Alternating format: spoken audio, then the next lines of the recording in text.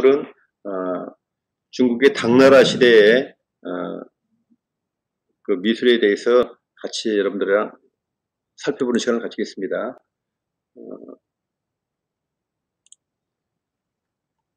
자, 여러분들 당나라는요,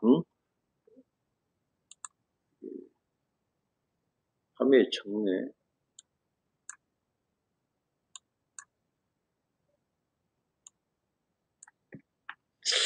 여러분들 그 당나라는요,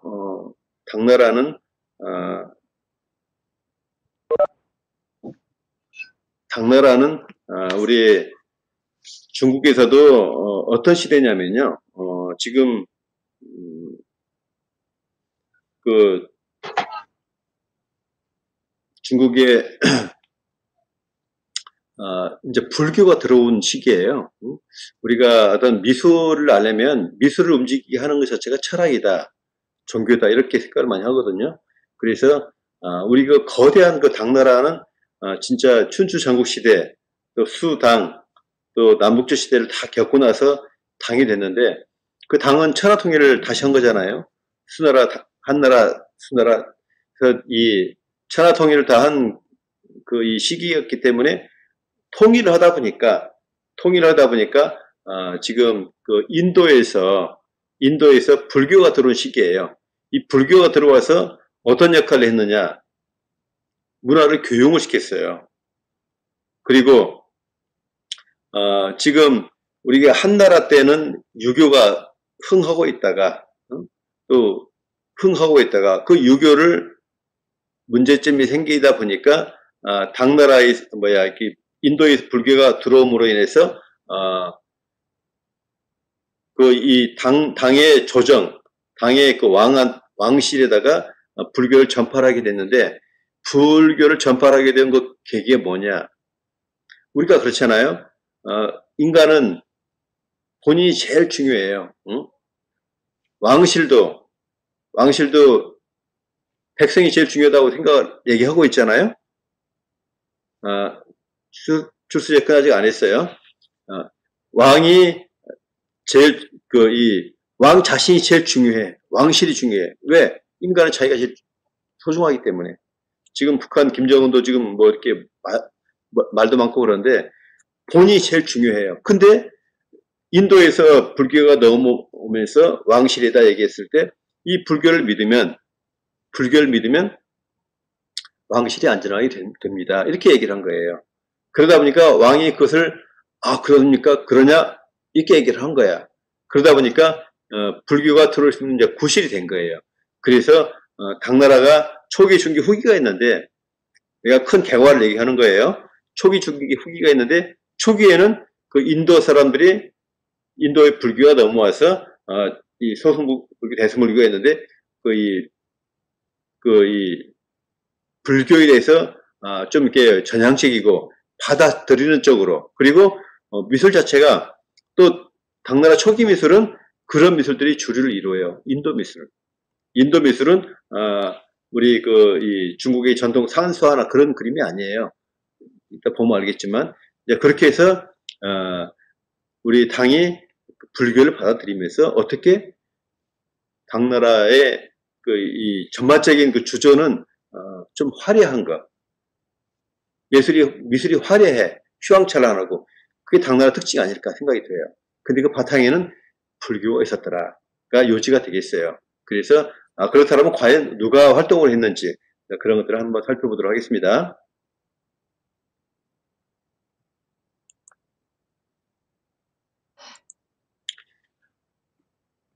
화면이 잘 보이나요? 화면이. 내가 지금 내 화면에 적게 보이는데, 잘 보이는군요. 그래서, 당이, 좀 그렇게 당나라의 그 시기적인 특징은, 이제 그게 특징이라 볼 수가 있고, 이제 그래서, 또 한 가지, 이제 두 번째, 당의 중기로 가서는 뭐가 있냐. 당나라 시대 문화가 찬란하다고 하잖아요. 우리 미술에서도 당이 시조가 돼요.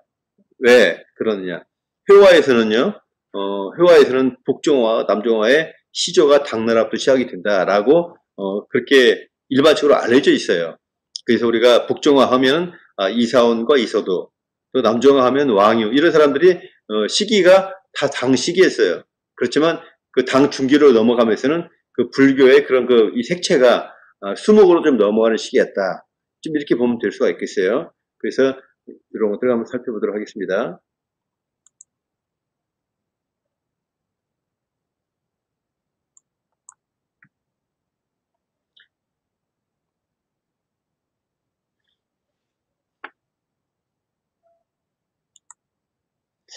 그 당 초기에는 그 대표적인 사람이 정치적인 색채가 진했다. 이런 것들은 바로 뭐냐면 궁중회화예요. 즉 왕실의 보존을 위해서 좀 이렇게 이용하는, 그러니까 미술이라기보다도 왕실의 어떤 이 보존, 또 왕실의 어떤 이 정치적인 것들, 예를 들어서 그 전에 왕들의 뭐 얼굴이랄지 이런 것들, 그러니까 우리가 예술 세계 어떤 철학 그런 것이 아니라 그냥 어떤 이 궁중 화가로서 그런 것들이 했는데, 그래서 주로 그런 그림들이 인물화 이런 쪽에 이제 많이 있겠어요. 그 대표적인 사람이 이 염립덕이라는 사람이에요. 염립덕이라는 사람은 말도 생소한데 아마 인도 말을 아마 중국말로 바꾸다 보니까 이렇게 한 것 같아요. 그래서 이런 사람이 있는데 이 사람은 인물을 잘 그렸다. 그 사람은, 그리고 염립덕이라는 사람은 제왕도권. 그러니까 제왕들은 뭐냐면 이런 그림이에요. 역대 제왕들에 대해서 염립덕이라는 사람과 염립본이라는 사람 형제간이에요. 그 사람들이 인도에서 넘어와서 중국 왕실에서 중국 왕실의 옛 사람들, 옛 왕들의 이 얼굴, 사진, 얼굴, 이 초상화, 이렇게 여기 나와 있는 것처럼 이런 그림들을 쭉 그린 거예요. 한 명만 그린 게 아니라 역대 제왕이잖아요. 역대 할아버지, 할머니, 할아버지 또 증조 할머니, 그렇게 하면서 그 선주들에 대해서 그림을 그렸는데 그 사람이 염립본이더라. 근데 이 사람이 이런 그림들을 그렸기 때문에 정치적인 그림이다 이렇게 얘기도 하고 있고, 또 이런 그림들이 어차피 나타내서 그림을 그렸기 때문에 좀 미술로서 가치가 좀 적긴 하지만 그래도 이렇게 사람 형상을 그대로 드러낸다는 건 쉽지가 않잖아요. 그래서 이렇게 이런 그 역대 제왕들의 그림을 그린 사람들이 염립본인데, 이게 당 초기에 그림을 보여주는 이 일반적인 그 현황이 되겠어요. 역대 제왕이 이렇게 제왕을 그려서 왕들에 대한 숭배, 숭상, 또 이런 것도 있고, 또 이렇게 그림으로 그려둠으로 해서 왕실을 보존하겠다, 또 왕실의 위엄이나 이런 것들에 좀 활용을 했다 이렇게 보면 되겠어요. 여기도 제왕 도권.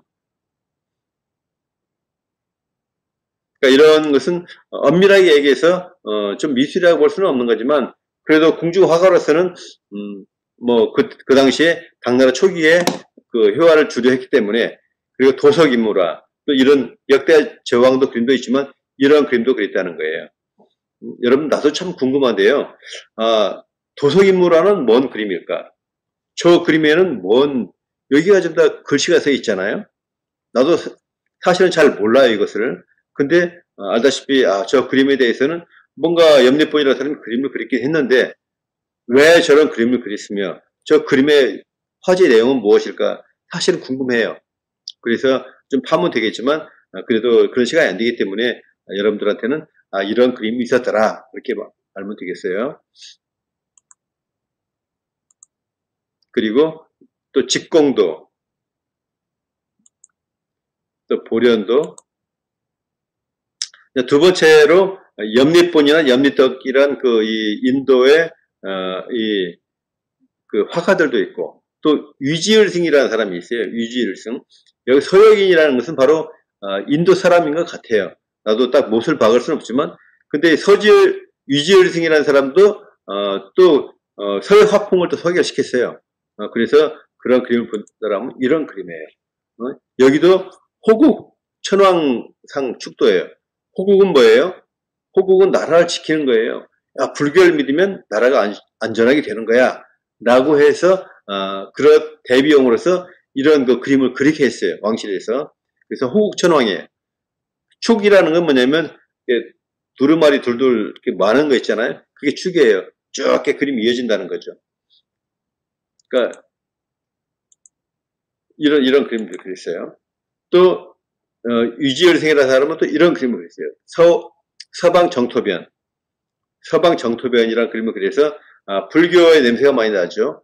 그래서 우리 중국에서 우리가 생각하는 그 산소화나 그런 것이 전혀 아니고 지금 이렇게 휘황찬란하면서도 정말 추상화 같기도 하고 좀 이렇게 유치한 것 같기도 하면서도 그런 그림들을 당나라 초반에 그림으로써 당나라 그림이 당나라의 예술이 철학에 의해서 불교에 의해서 불교와 혼합을 하면서 우리 당나라만 해도 우리 그 불교라는 것이 생소할 거 아니었겠어요 그 당시에.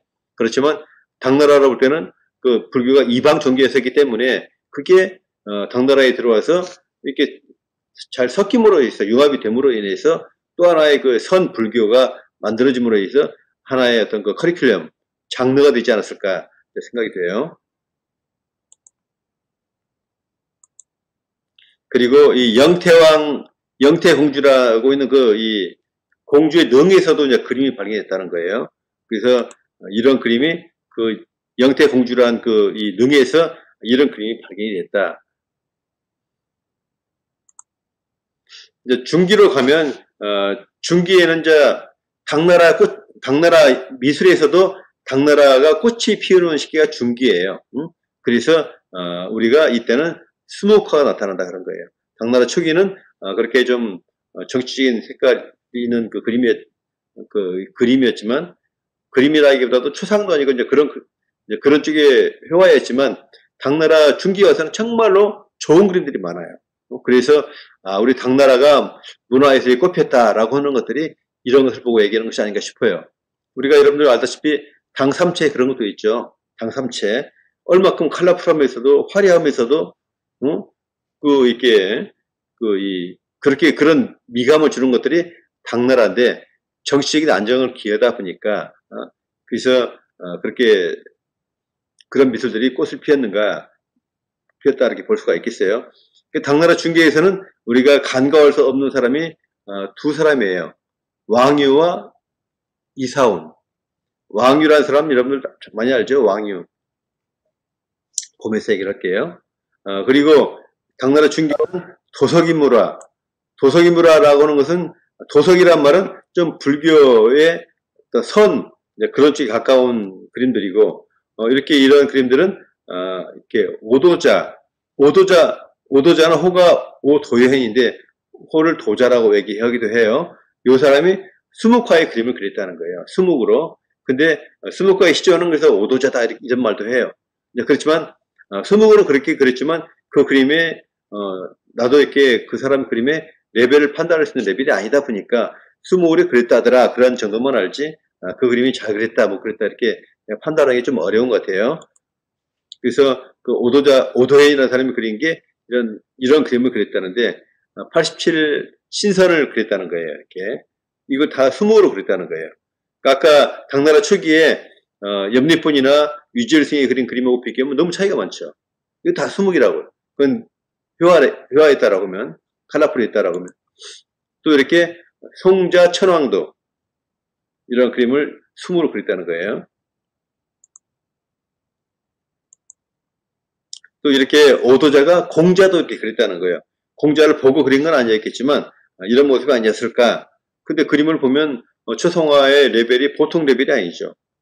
정말 이런 것 자체가 오도자가 그렸는지 정말 확인할 길은 없어요. 왜? 존재하지 않으니까. 이제 그 다음에 이제 두 번째로 산소화가 유행을 했는데 그 산소화의 작가가 이사운이라는 사람이에요. 이사운. 그리고 이사운과 이서도는 그 부자지간이에요. 근데 우리가 그 명대의 동기창이라는 사람이 그런 말을 했어요.